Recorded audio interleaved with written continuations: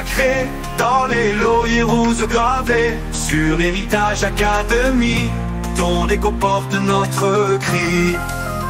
Ton écho porte notre cri.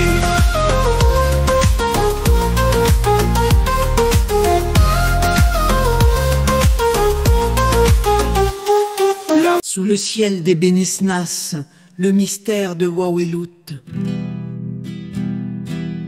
Par une nuit claire, bien avant que les hommes ne puissent comprendre la profondeur des mystères qui les entouraient, un lac paisible connu sous le nom de Wawelout scintillait au pied des montagnes des Bénisnas, dans le nord-est du Maroc.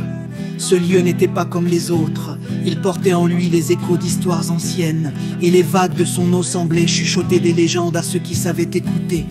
Sous le règne du grand sultan Yacoub al-Massour, connu pour sa soif de vérité et son amour des mystères, ce lac attira son attention.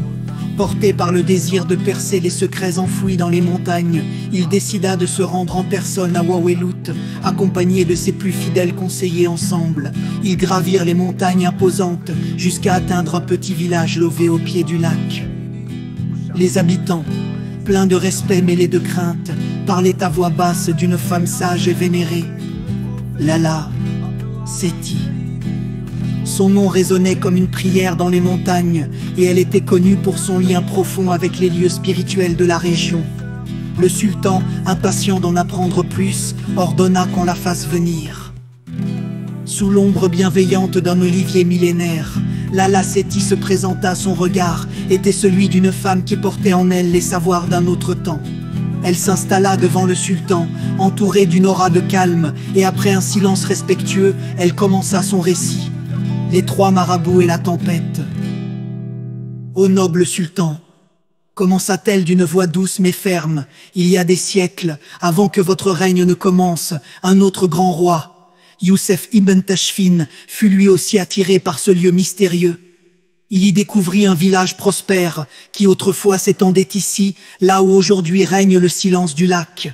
Mais un jour, le ciel se déchaîna et des pluies torrentielles commencèrent à tomber sans répit, menaçant d'engloutir la terre et ses habitants. Elle fit une pause, ses yeux se posant sur l'eau scintillante du lac. Trois marabouts passaient dans la région à ce moment-là. Cheikh Abdelkader Djilali, Boumediene Lemgit et Bouazza Harbi. Ils étaient venus avertir les villageois du danger imminent, mais les gens, aveuglés par leur orgueil, leur fermèrent leurs portes. Le silence s'étira un moment, comme pour laisser les paroles s'imprégner dans l'air autour d'eux. Seule, une pauvre veuve, au cœur humble et généreux, ouvrit sa maison aux saints hommes, en retour de son hospitalité. Les marabouts bénirent sa demeure. Cheikh Abdelkader libéra son fils, emprisonné injustement. Bouazza fit apparaître des chèvres dans sa cour vide, et Boumediene remplit ses jarres de blé qui ne se vidèrent plus jamais. Lala Seti, son regard plus intense, ajouta: avant de partir, les trois hommes donnèrent un dernier conseil à la veuve. Suis ta chienne, là où elle se cachera, tu trouveras la sécurité. Sur l'héritage académie, ton écho porte notre cri. Ton écho porte notre cri. Suis ta chienne avec foi et paix, là où elle niche, va aimer. La pluie tombera sans fin, ton toit deviendra étang divin. Oh, et ton Wawelout sacré, dans les lauriers roses gravés, sur l'héritage académie, ton écho porte notre cri. Ton écho porte notre cri.